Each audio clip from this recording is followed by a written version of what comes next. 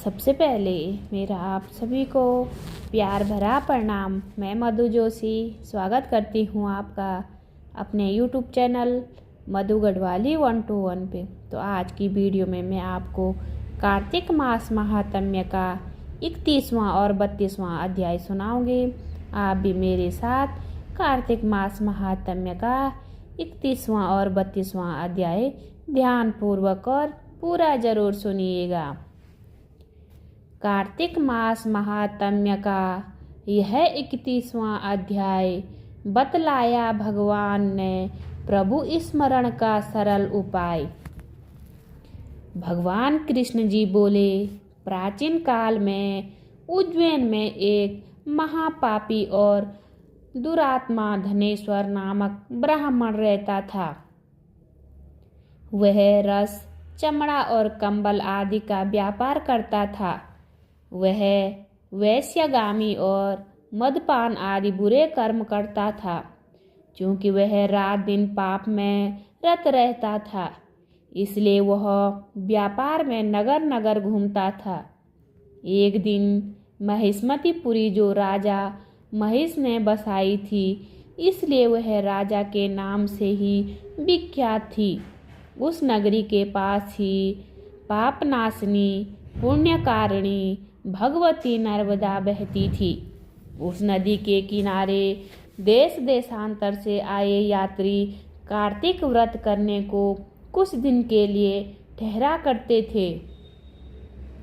उन कार्तिक व्रत करने वाले प्राणियों को वहां ठहरा देखकर वह दुष्ट धनेश्वर भी इधर उधर घूमता हुआ 1 मास के लिए वहां ठहर गया।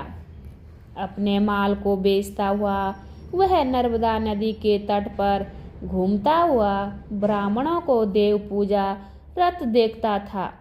वह देखता है कि कोई तो ग्रंथ पढ़ रहा है और कोई सुन रहा है, कोई भगवत कीर्तन कर रहा है, कोई भजन सुन रहा है, कोई ध्यान में लीन है और कोई तुलसी की माला धारण किए है।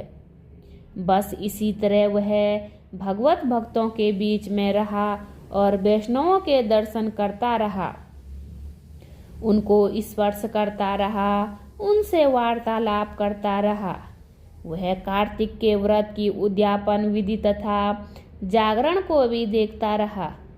उसने पूर्णिमा के व्रत को भी देखा कि व्रती ब्राह्मणों तथा गौओं को भोजन करा रहे हैं, उनको दक्षिणा आदि भी दे रहे हैं। उसने नित्य प्रति भगवान शंकर की प्रसन्नता के लिए होती दीपमाला भी देखी। त्रिपुर नामक राक्षस के तीनों पुर को शंकर जी ने इसी तिथि को जलाया था, इसलिए शिवजी के भक्त इस तिथि को दीप उत्सव मनाते हैं। मनुष्य मुझमें और शंकर जी में अंतर मानता है, उसकी सारी क्रियाएं निष्फल हो जाती है। धनेश्वर वहां की पूजा विधि देखता हुआ इधर उधर घूम रहा था कि उसे काले सर्प ने काट लिया और वह भूमि पर गिर पड़ा। उसकी यह दशा देखकर वहां के दयालु भक्तों ने उसे चारों ओर से घेर लिया और उसके मुंह पर तुलसी दल मिश्रित जल के छींटे देने लगे। और जब उसके प्राण निकले तो यम के दूत उसे बांधकर कोड़ों से मारते हुए यमपुरी ले गए। उसे देख चित्रगुप्त ने यम से कहा, इसने बाल्यकाल से लेकर आज तक बुरे काम ही किए हैं। इसके जीवन में पुण्य तो लेश मात्र भी नहीं दिखाई देता है। यदि मैं पूरा 1 वर्ष आपको सुनाता रहूं तो इसके पापों की सूची समाप्त नहीं होगी। यह महापापी है, अतः इसको 1 कल्प तक घोर नरक में डालना चाहिए। चित्रगुप्त की बात सुनकर यमराज ने बड़े क्रोध में आकर उसे अपना कालनेमी के समान भयंकर रूप दिखाते हुए अपने अनुचरों को आज्ञा देकर कहा, हे प्रेत सेनापतियों, मुगदरों से उसका सिर फोड़ते हुए कुंभी पाक नरक में डाल जाकर खोलते हुए तेल के कड़ाव में डाल दिया।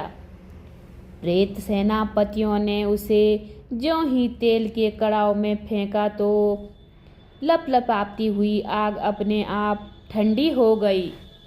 जैसे ही प्रहलाद के अग्नि में डालने से वह ठंडी हो गई, वह विचित्र घटना देखते प्रेत सेनापतियों ने यमराज के पास जाकर सब हाल कहा। यमराज भी आश्चर्यचकित हो धनेश्वर को अपने पास बुलाकर स्थिति पर विचार करने लगे।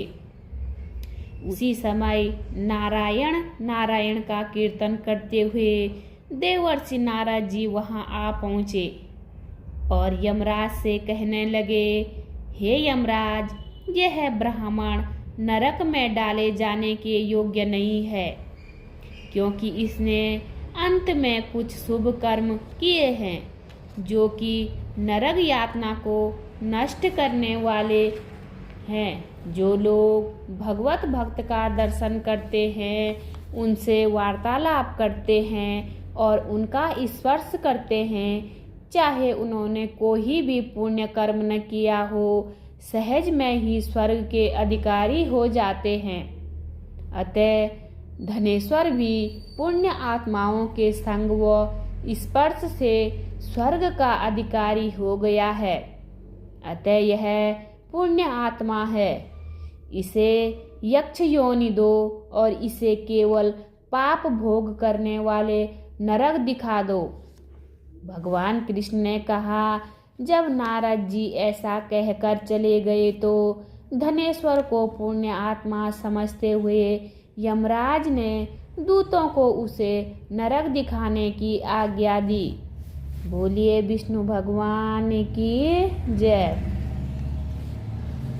32वां अध्याय। मुझे सहारा है तेरा सब जग के पालनहार। कार्तिक मास के महात्म्य का 32वां विस्तार।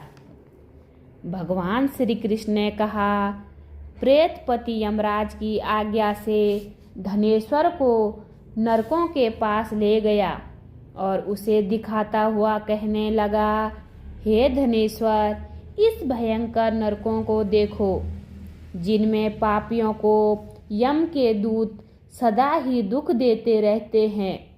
यह देखो, यह तप्तवाचुक नामक नरक है, जिसमें देह जलने के कारण पापी विलाप कर रहे हैं। भोजन के समय जो प्राणी भूखों को भोजन नहीं देता, वह बार बार इस नरक में डाले जाते हैं।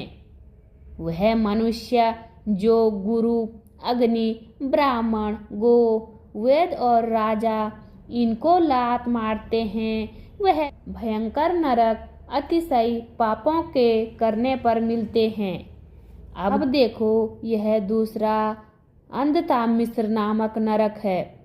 हे ब्राह्मण, सुई की भांति मुख वाले तमोत नामक कीड़े इन पापियों को काट रहे हैं। इस नरक में दूसरों का दिल दुखाने वाले पापी गिराए जाते हैं। अब ये तीसरा ककरे नामक भयंकर नरक है। इस नरक में पापी और चीरे जाते हैं। यह नरक भी असीमत्रवण आदि भेदों से 6 प्रकार का है। इसमें स्त्री तथा पुत्रों में वियोग कराने वाले प्राणियों को कड़ाई में पकाया जाता है।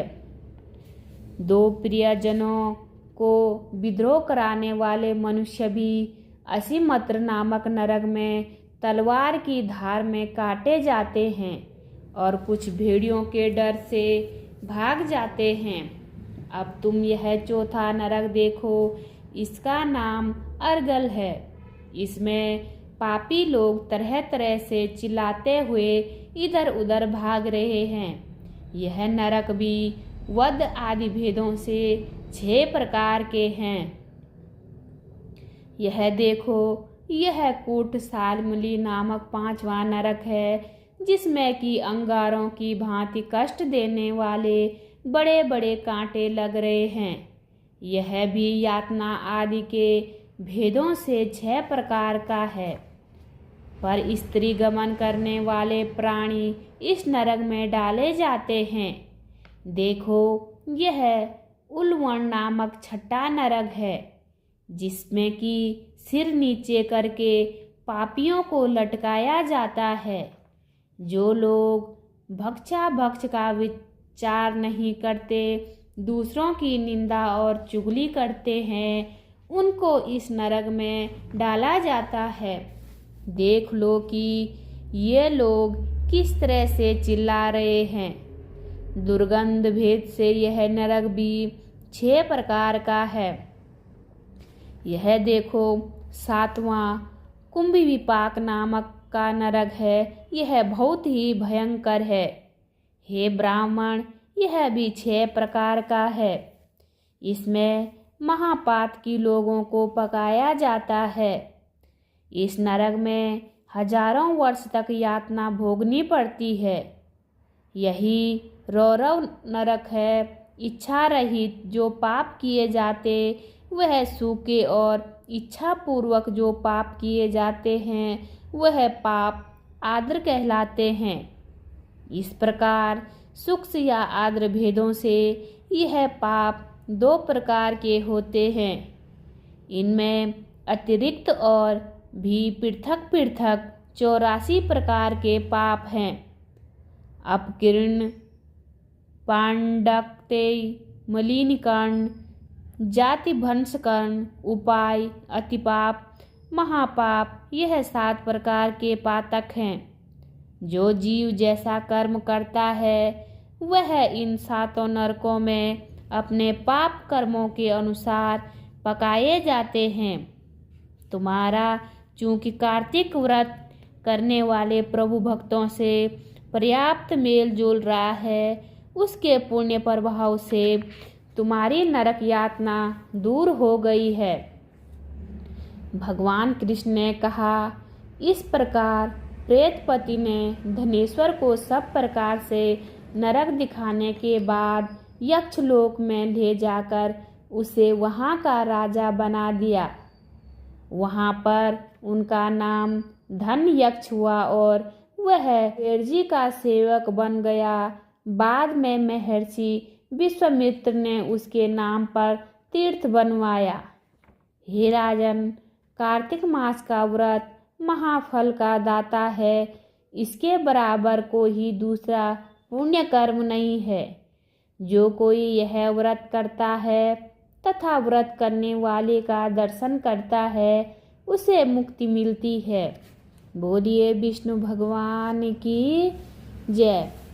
उम्मीद करती हूँ आपको वीडियो पसंद आई होगी। वीडियो पसंद आए तो वीडियो पे लाइक कीजिए, कमेंट कीजिए, अपने दोस्तों के साथ शेयर कीजिए। चैनल पे नए हो तो सब्सक्राइब ज़रूर कीजिए। मैं मधु जोशी मिलती हूँ आपको अगले अध्याय में। तब तक के लिए बाय बाय, धन्यवाद।